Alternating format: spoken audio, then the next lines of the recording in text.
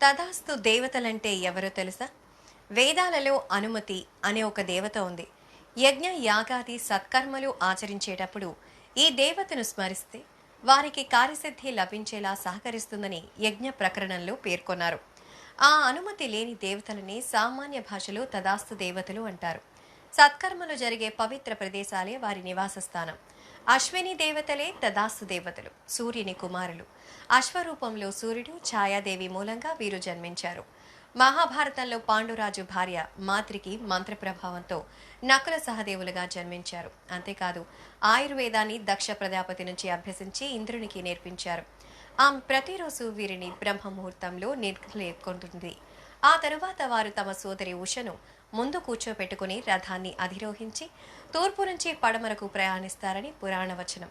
ఏం మాట్లాడినా తదాస్తు దేవతలుంటారు, జాగ్రత్త అని మనం పెద్దల్ని హెచ్చరిస్తూ ఉంటారు మనల్ని. ముఖ్యంగా సంధ్యా సమయంలో ఈ దేవతలు సంచరిస్తారట. పదే పదే చెడు మాటలు వ్యక్తం చేస్తే అదే జరిగిపోతుందట. తథాస్తు అనేది స్వవిషయంలోనే వర్తిస్తుంది.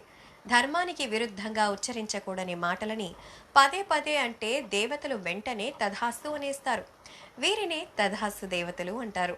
సంధ్యా సమయంలో స్వవిషయాలను పలుమార్లు అంటే ఆ దృశ్యాన్ని చూసిన దేవతలు తథాస్తు అంటారు.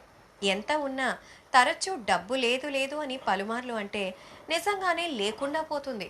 ఆరోగ్యంగా ఉండి అనారోగ్యంతో ఉన్నామని తరచూ అంటూ ఉంటే నిజంగానే అనారోగ్యం ప్రాప్తిస్తుంది. కాబట్టి స్థితిగతుల గురించి అసత్యాలు అవాస్తవాలు పలకడం మంచిది కాదు. అనారోగ్యానికి గురైనప్పుడు ఫలానా వైద్యుని హస్తవాసి బాగుంటుందని అతని దగ్గరకు వెళ్ళండి సలహా ఇస్తారు. వాస్తవానికి వైద్యులందరూ ఒకే శాస్త్రాన్ని చదువుతారు. ఇక్కడ హస్తవాసి గురించి మాట్లాడతారు. హస్తవాసి గురించి బాగుందనే వైద్యుడు తన వద్దకు వచ్చే రోగుల స్వస్థత చేకూరాలని పదే పదే కోరుకోవడంతో తదాస్తు దేవతలు ఆశీర్వదిస్తారు.